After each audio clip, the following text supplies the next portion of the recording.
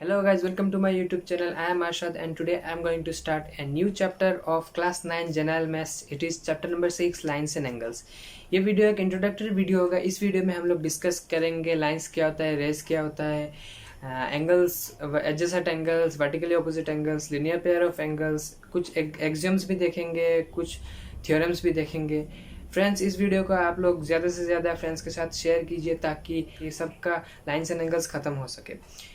दोस्तों, इस चैनल को सब्सक्राइब कर देना और बेल आइकन को भी प्रेस कर देना ताकि सबसे पहले आप लोगों को नोटिफिकेशन मिल जाए जब भी मैं वीडियो अपलोड करता हूँ। तो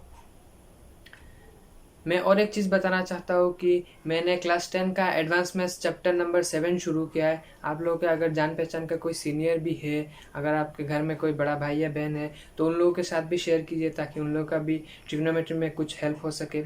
so let's start without wasting any more time. Chapter को शुरू करने से पहले हम लोगों को कुछ बेसिक टर्मिनोलॉजी समझना पड़ेगा, उसके बिना हम लोग चैप्टर में आगे नहीं बढ़ सकते। तो रे पहले हम समझते हैं रे क्या है। तो अगर एक पॉइंट ऑफ ओरिजिन से वो शुरू होता है और कभी एंड नहीं होता, मान लो ये एक पॉइंट ऑफ ओरिजिन है, ये एंड पॉइंट है और इस तरफ ये चलता ही जाता है, चलता ही जाता है। हम लोग तो वो मतलब पेपर के बाहर नहीं लिख सकते, तो हम लोग ऐसे इसको एरो दे के लिख लिया कि ये एक रे है जो एक एंड पॉइंट से शुरू होता है और कभी ख़त्म नहीं होता, उसको हम लोग एक रे कहते हैं। और लाइन क्या होता है? तो लाइन, अगर ये एक लाइन है जिसका दो एंड पॉइंट है, मतलब एक एंड पॉइंट से शुरू होता है और एक एंड पॉइंट पे जाके ख़त्म होता है, ऐसा अगर कुछ एक है तो उसको हम लोग लाइन कहेंगे। तो ये तो हमारा था रे और लाइन। तो अभी हम लोग समझते हैं कोलिनियरिटी। कोलिनियरिटी क्या होता है? कोलिनियरिटी ऑफ पॉइंट्स, मतलब अगर हमारे पास 3 पॉइंट्स है, ये एक पॉइंट, ये दूसरा, ये और ये तीसरा, ये तीनों अगर एक लाइन में आते, मतलब ऐसा ऐसा ऐसा, तो इन तीनों पॉइंट्स को हम लोग कहेंगे collinear.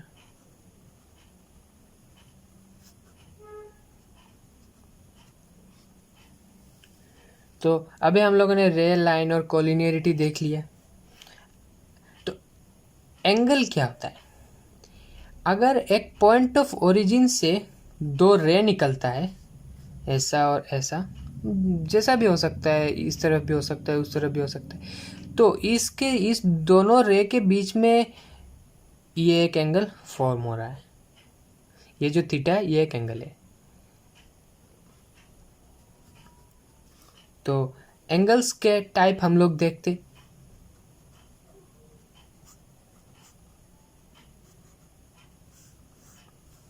First type acute angle.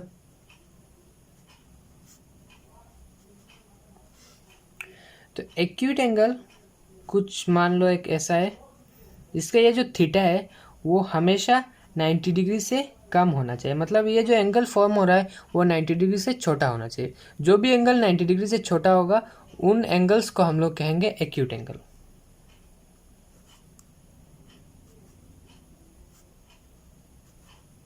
Right angle. Right angle is exactly equal to 90 degree. इसका मतलब है जो एंगल 90 डिग्री है उसको हम लोग राइट एंगल कह सकते हैं। अभी हमारा ऑब्ट्यूस एंगल।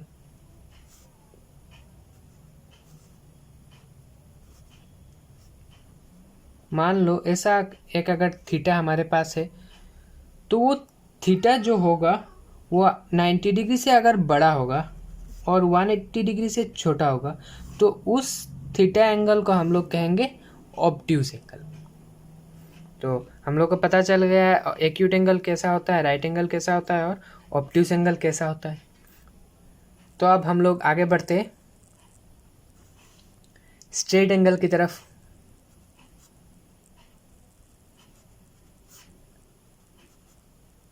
तो स्ट्रेट एंगल क्या होता है? ये एक अगर एक लाइन या दो रे मान लो, या ये एक अगर एक पॉइंट ऑफ ओरिजिन है, इस तरफ एक रे जा रहा है, इस तरफ एक रे जा रहा है, तो ये अगर एक रे ऐसा होता है और ये जो थीटा यहाँ पे फॉर्म हो रहा है ये अगर इक्वल टू 180 डिग्री होता है, तो इस एंगल को हम लोग स्ट्रेट एंगल कहते हैं। अभी हम लोग बढ़ते हैं रिफ्लेक्स एंगल की तरफ।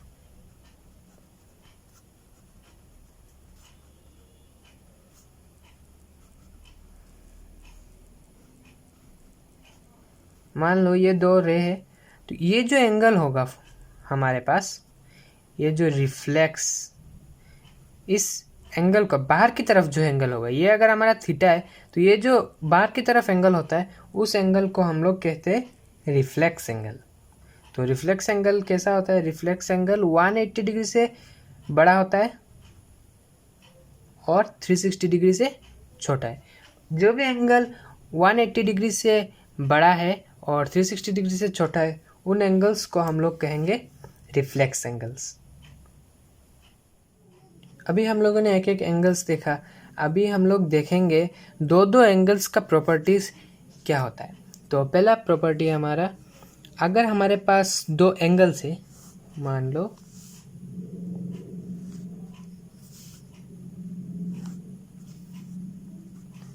ये एक एंगल और ये एक एंगल ए बी, और यहाँ पे मान लो मैंने सी ले लिया और यहाँ पे मान लो मैंने डी ले लिया। तो ये जो एंगल ए बी डी और एंगल डी बी सी, ये दोनों एडजेसेंट एंगल्स हो जाता है। तो एडजेसेंट एंगल्स का प्रॉपर्टी यही है कि उन दो एंगल्स के पास अगर एक कॉमन आर्म होगा, ये बी डी एक कॉमन आर्म है और उन लोगों का वर्टेक्स एक कॉमन होगा, ये जो बी है ये वर्टेक्स है, ये दोनों एंगल्स का कॉमन है, इसीलिए ये दोनों एंगल्स एडजेसेंट एंगल्स बन जाते हैं।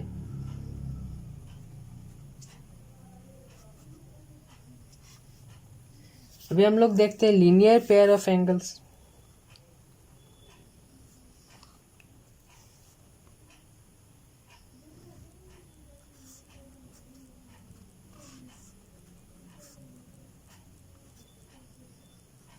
मान लो यहाँ पे एक एंगल फॉर्म हो रहा है और यहाँ पे एक एंगल फॉर्म हो रहा है।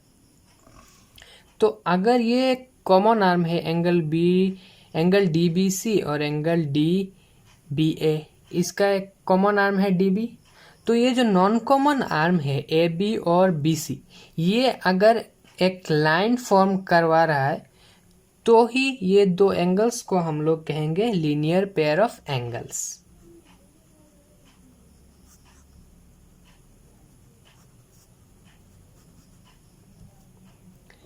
और अगर दो लाइंस आपस में इंटरसेक्ट करते कुछ इस तरह,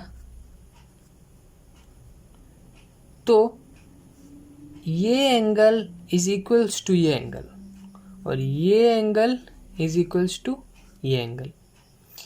ये दोनों एंगल्स वर्टिकली ऑपोजिट एंगल्स है, ये दोनों एंगल्स वर्टिकली ऑपोजिट एंगल्स है।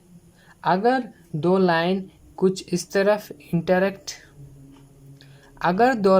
इस तरह इंटरसेक्ट करता है तो ये दो एंगल्स वर्टिकली ऑपोजिट एंगल्स हो जाते हैं और ये दोनों भी वर्टिकली ऑपोजिट एंगल्स हो जाते हैं।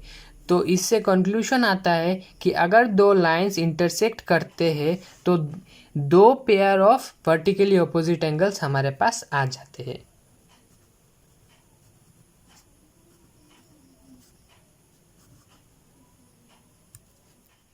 आप लोगों को मैं एक चीज़ क्लियर करके देना चाहता हूँ। मैं जब ये linear pair of angles, adjacent angles और वर्टिकली ऑपोजिट एंगल्स समझाया था, उस समय मैंने ये जो लाइंस लिए थे वो मैंने रे ले लिया था।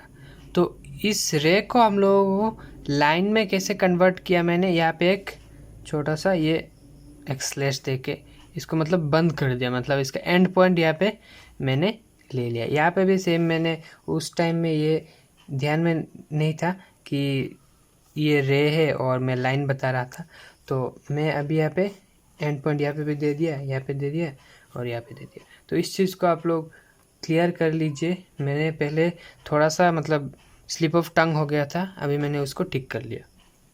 तो इस चैप्टर का exam number 1, if a ray stands on a line then the sum of two adjacent angles formed is 180 degree. अगर एक रे एक लाइन के ऊपर खड़ा होता है, ये अगर एक रे है, ये अगर एक लाइन के ऊपर खड़ा होता है, यहाँ पे कोई स्लैश नहीं होगा, ये अगर एक रे एक लाइन के ऊपर खड़ा होता है तो ये जो दो एंगल्स होगा, दो एडजेसेंट एंगल्स होगा, इन दोनों का sum of the two adjacent angles will come out to be 180 degree. ये एक्सियम 1 हमारा कहता है। Axiom 2, if the sum of two adjacent angles is 180 degree then the non common arms of the angles form a line. अगर ये दो angles है तो अगर इन दोनों एंगल्स का सम हमारा 180 डिग्री आता है तो ये जो नॉन कॉमन आर्म है ये और ये दोनों नॉन कॉमन आर्म है और ये कॉमन आर्म है, तो ये दोनों नॉन कॉमन आर्म एक लाइन फॉर्म करेगा। तो हमारा theorem 6.1 is if two lines intersect each other then the vertically opposite angles are equal. अगर ये ए ओ बी एक लाइन है और सी ओ डी एक लाइन है, वो दोनों इंटरसेक्ट करता है ओ पे, तो हमारा वर्टिकली ऑपोजिट एंगल्स इक्वल हो जाता है। तो पहले हमें निकालना है कि कौन कौन सा पेयर ऑफ वर्टिकल एंगल्स यहाँ पे है। तो फर्स्ट पेयर है A O D and C O B और सेकंड पेयर है A O C and B O D. तो हमें क्या प्रूफ करना है कि ये दोनों वर्टिकली ऑपोजिट एंगल्स, मतलब A O D is equals to C O, A O D is equals to C O B, ये हमें प्रूफ करना है, और A O C is equals to B O D, ये हमें प्रूफ करना है। तो हम लिख लेते हैं टू प्रूफ क्या है। Angle A O D is equals to angle C O B and angle AOC is equals to angle BOD।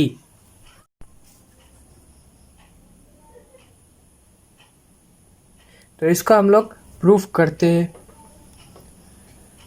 तो पहले हम लोगों को ये देखना है कि ये जो लाइन, या मान लो रे कह सकते हो, ये OA के ऊपर खड़ा है, तो ये एक लाइन है। तो ये दो एंगल्स ए ओ सी और ए ओ डी ये मिला के 180 डिग्री हमारा होता है, क्योंकि ये लीनियर पेयर ऑफ एंगल्स है।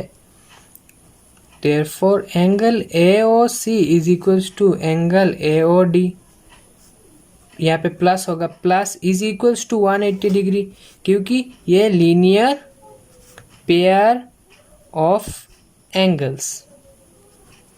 और ये अगर एक लाइन है हमारे पास ए ओ बी, तो angle A O D plus angle B O D ये भी 180 डिग्री होता है, क्योंकि ये लीनियर पेयर ऑफ एंगल्स होता है। Angle A O D plus angle B O D is equals to 180 degree, ये भी लीनियर पेयर ऑफ एंगल।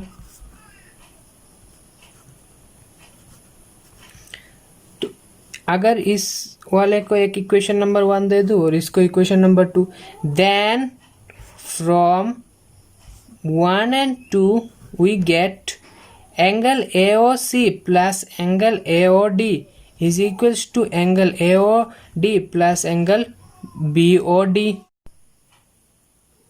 तो हमारे पास आ जाता है angle AOC plus angle AOD is equals to angle AOD plus angle BOD। तो ये एंगल AOD कॉमन है, तो इसको हम लोग कैंसिल कर सकते। Implies angle AOC is equals to angle BOD। तो हमारा ये दूसरा वाला जो वर्टिकली अपोजिट एंगल्स का सेट है वो हम लोगों ने प्रूफ कर दिया कि ये इक्वल है। तो हम लोग सिमिलरली वो पहला वाला सेट को भी हम लोग प्रूफ कर सकते हैं। तो हम लोग लिख रहे हैं similarly angle AOD is equals to angle COB। इसी के साथ हम लोग इस वीडियो को एंड करते हैं। इस वीडियो को लाइक कर देना, और अगर मन में कोई डाउट आता है तो ज़रूर कमेंट सेक्शन में बताना। मैं कोशिश करूँगा आप लोगों के डाउट को क्लियरिफाई करने के लिए, और मिलते हैं अगले वीडियो में।